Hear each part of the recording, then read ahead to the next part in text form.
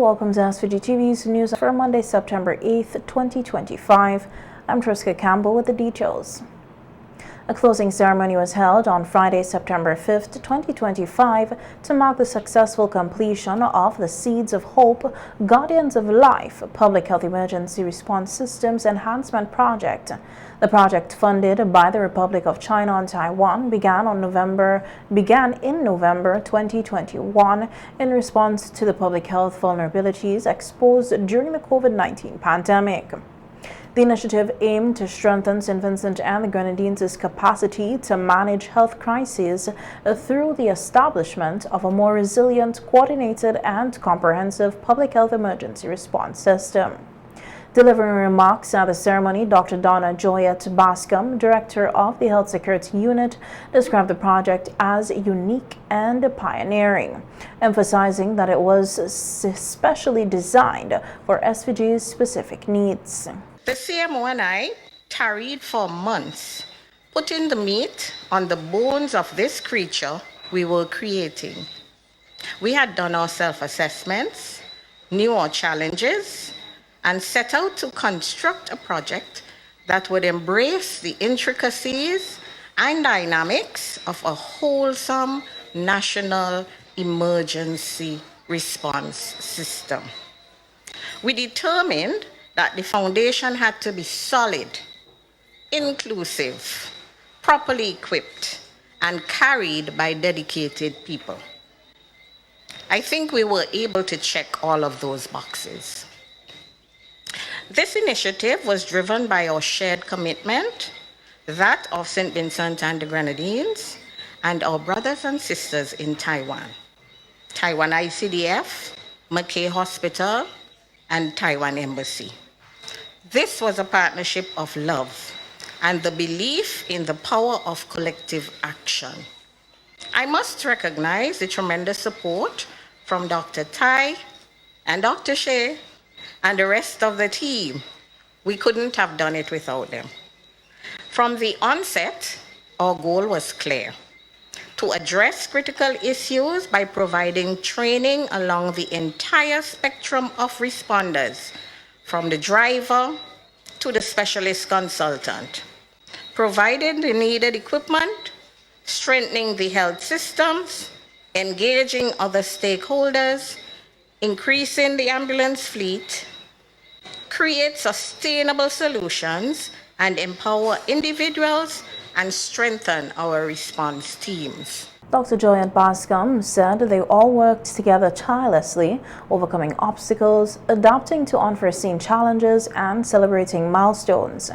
She said these efforts have brought them significantly closer to realizing their vision of a comprehensive national emergency response system for St. Vincent and the Grenadines. For some of us in health, this was our baby. Something we moved from brainstorming to fruition. And we are especially proud of our trainer of trainers, EMT pioneers, a group of 16 brave hearts chosen from the medical fraternity, nursing fraternity, and our brothers and sisters in the fire services, who have paved the way for others to follow. Round of applause for our pioneers.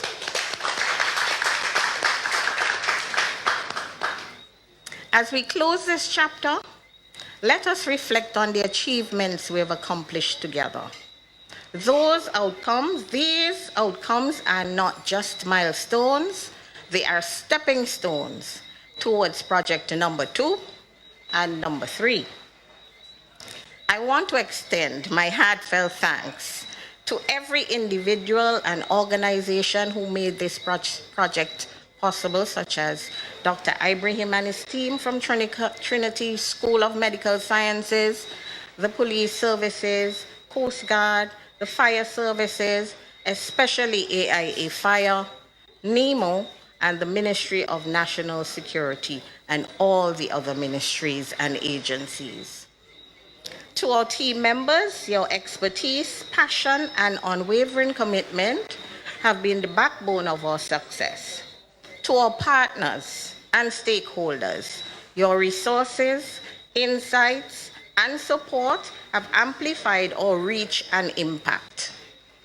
While this project may be concluding, our work is far from over. I sincerely hope that the lessons we have learned, the relationships we have built, and the impact we have created will continue to inspire and guide future initiatives. Her Excellency Fiona Hui-Shan Fan, Taiwan's ambassador to SVG, also addressed the gathering. She expressed gratitude to all stakeholders involved and reaffirmed Taiwan's commitment to supporting health and development in SVG. I am pleased to acknowledge that this project focuses on strengthening SVG's capacity for emergency medical response and public health preparedness. Under this project, Taiwan distributed over 1,000 pieces of health education materials, empowering more than 200 policemen, firefighters, and healthcare professionals with vital emergency skills, and ensuring a well-prepared St. Vincent to deal with natural disasters such as hurricane, or capable of organizing international events like Sila Summit and the Cricket World Cup.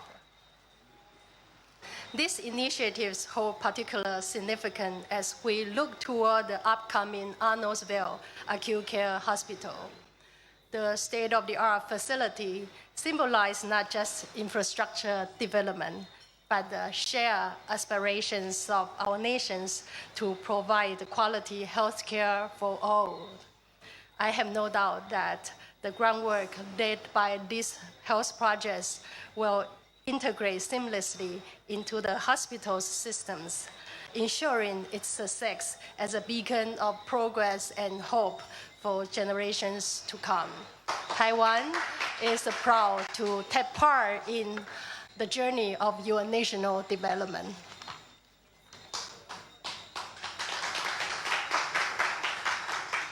To further demonstrate Taiwan's commitment, I take this opportunity to hand over an ambulance from the government of Taiwan and a 40-foot container of medical devices donated by Taiwan's Cao Zhongzhi Foundation, including 300 wheelchairs, 80 walkers, 100 canes, and 80 calm chairs.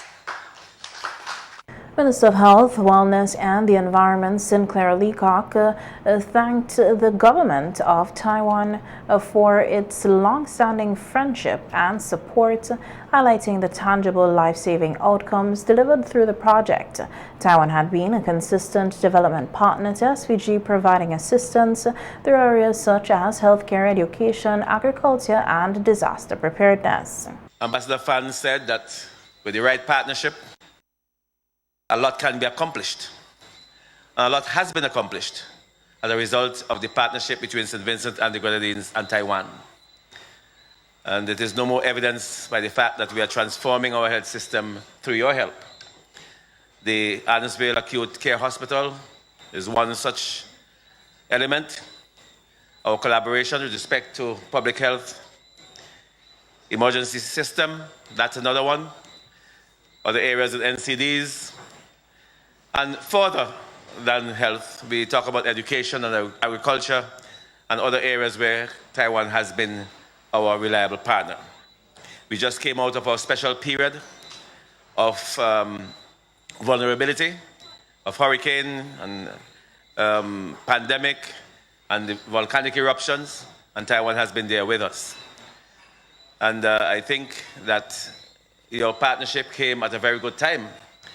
When it was needed that we should, it was proposed that we should be more involved in our own emergency development and establishment, the systems I'm talking about.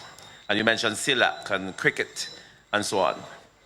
Over the past 4 years, the government of St. Vincent and the Grenadines and Taiwan have come together with a shared vision to strengthen our nation's resilience against health threats, to enhance emergency response capabilities, to empower our communities to lead healthier lives. Today, as we mark the culmination of these efforts, we celebrate not just the end of a project, but the beginning of a more robust emergency response system with prepared and trained staff all working together for a healthier future for everyone. And I mentioned before that this emergency initiative, which we have in St. Vincent and the Grenadines with your help, is new. And of course, it is a very important part of our transformation. Minister Prince said the Public Health Emergency Response Enhancement Project, which began 4 years ago, has already produced results that will echo far beyond the closing ceremony. We have equipped our frontline responders with state-of-the-art emergency response equipment, ensuring they can act swiftly and effectively in times of crisis. The provision of modern and fully equipped ambulances for Levi Latham and Stubbs polyclinics has bridged critical gaps in our medical transportation network, allowing for faster interventions that save lives. Furthermore, we have trained a cadre of 16 skilled emergency medical technicians, strategically and carefully selected from the fire services and nursing and medical fraternities. Our EMT trainers will now be charged with providing the in-country EMT training. In other words, we have the trainers, we have the equipment, we have a curriculum, and supporting legislation to roll out this aspect hopefully in phase 2 of this project. And we eagerly await phase 2. Our collaboration and partnership on this project realized advancements in disease detection, which then enabled prevention and management by bolstering laboratory capacity for infectious diseases. 2 laboratory staff received short-term training in Taiwan to enhance our ability to detect, diagnose, and respond to outbreaks with precision and speed.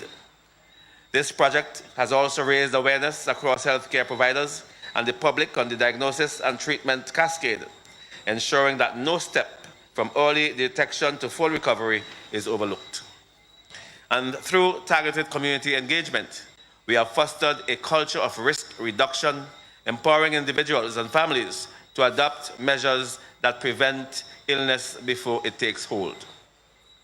These deliverables represent a commitment to equity in health in rural and urban areas alike. And we have seen communities come alive with knowledge and action, volunteers leading workshops on hygiene and early warning signs, healthcare workers utilizing new labs at Levi Latham and Buckament to curb the spread of diseases, and emergency teams practicing with equipment that meets global standards. Delivering the vote of thanks, the Chief Medical Officer, Dr. Simone Kisa-Beach, noted that this was the second of 2 collaborative health projects with the Taiwan's International Cooperation and Development Fund, the ICDF. Dr. Kisa-Beach said the Public Health Emergency Response Systems Enhancement Project is another step toward a safer, healthier future for all Vincentians. First one was the diabetes prevention. And we started working on this project towards the end of that, because we looked around, determined what was wrong, what was needed, and designed the project specifically for our needs. And it was implemented in terms of a partnership not just with the Ministry of Health, but a partnership with ICDF, with Taiwan, with our partners in the police force, in the Coast Guard, in NEMO. It built what's needed to be able to respond adequately. So I want to, on behalf, as Minister said, it gives me great pleasure to say thank you to ICDF, to Taiwan, to all of our partners in St. Vincent and outside of St. Vincent, and to say that we are ending, and we're ending big. That's how this project is. And I look forward to the next phase, the next phase of this project, understanding that it would be designed specifically for St. Vincent and the Grenadines to build us and to continue our growth towards a much more resilient and healthy nation in partnership with Taiwan. The Seeds of Hope Guardians of Life initiative was launched as part of Taiwan's international development strategy to assist its diplomatic allies in post-COVID recovery efforts. In SVG, the project focused on infrastructural upgrades, emergency preparedness training, equipment procurement, and the development of early warning systems for public health threats. As the project concludes, health officials say the systems and partnerships established will remain vital in responding to future health emergencies, from pandemics to natural disasters. The St. Vincent and the Grenadines will continue exporting fish and fish products to the United States market without interruption until December 31st, 2029, following the approval of full comparability certification under the Marine Mammal Project Act (MMPA) import provisions by the U.S. National Oceanic Atmospheric Administration, NOAA. The certification ensures that SVG meets the U.S. standards for protecting marine mammals in its fishing practices, an important requirement for maintaining access to one of the world's largest seafood markets. In an official statement, Minister of Agriculture, Forestry and Fisheries Saboto Caesar welcomed the development, calling it a significant achievement that underscores the country's commitment to both marine conservation and sustainable economic development. He said the approval ensures SVG's continued access to the U.S. market for fish and fish products through 2029, provided that SVG maintains and strengthens its programs to protect marine mammals. The Marine Mammal Protection Act, established in 2017, requires all countries exporting seafood to the U.S. to implement fishery practices that effectively safeguard marine mammals such as dolphins and whales. Nations were given a 5-year transition period to align their practices with U.S. standards, with a final compliance deadline set for January 1st, 2026.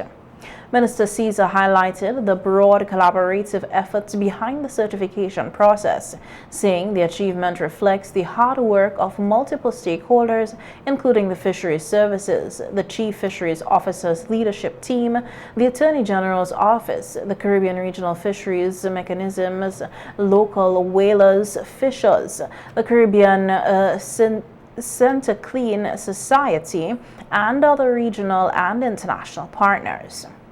He emphasized that the partnership demonstrates SVG's ability to meet global environmental standards while supporting livelihoods and food security.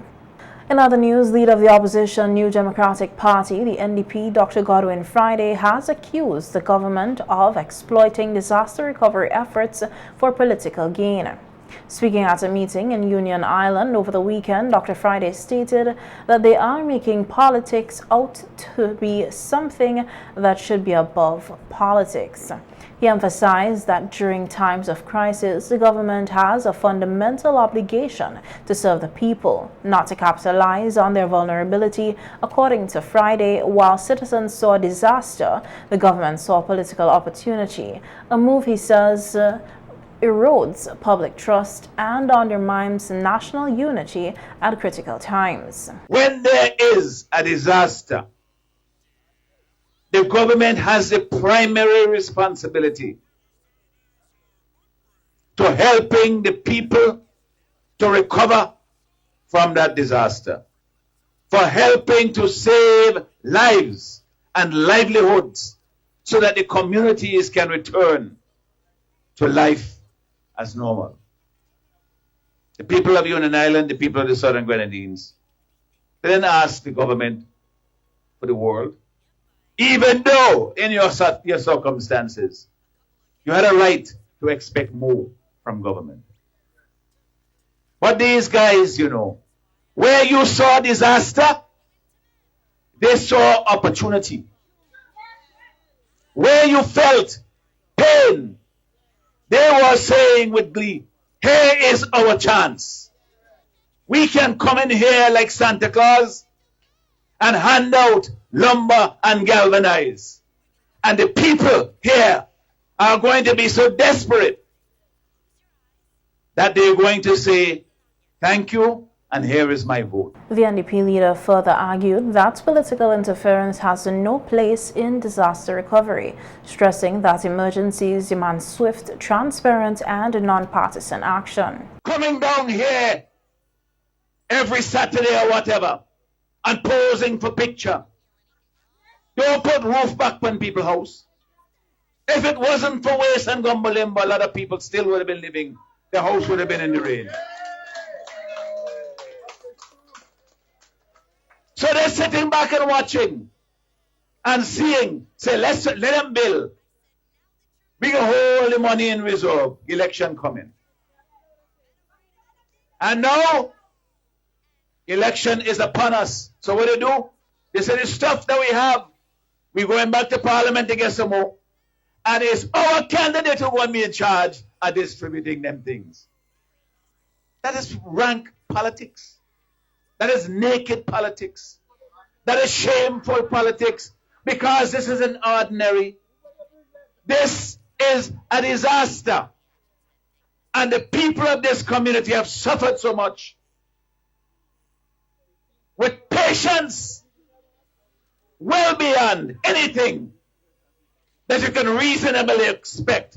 Looking ahead, Dr. Friday pledged that under an NDP administration, the country would implement more robust systems to manage both the disaster response and long-term development. He outlined plans focused on building national resilience, promoting sustainable economic growth, and ensuring that no community is left behind. We will take stock of where we are with the recovery effort. Everybody who needs the assistance to get back into their homes, to get their businesses back and running, because the community can't function without the businesses. You have to rebuild the businesses too. It's not one or the other. We have to do all of them, especially as the tourist season coming. We are going to make sure that the money, as I said before, that the money goes where the pain is. That the people who suffer are the people who will get the assistance as a priority. In light of recent reports involving members of the Royal St. Vincent and the Grenadines Police Force, the RSVG-PF, and civilians, the RSVG Police Force says it is taking decisive and immediate steps to address the incidents and uphold public trust. In a statement issued today, Corporal Ensign Smith of the Public Relations and Complaints Department confirmed that law enforcement agency is actively responding. Corporal Smith said investigators have been deployed, evidence is being preserved, witnesses canvassing is underway, and interim administrative measures have been implemented where necessary. We are following established investigative protocols to deliver impartial, lawful and timely outcomes.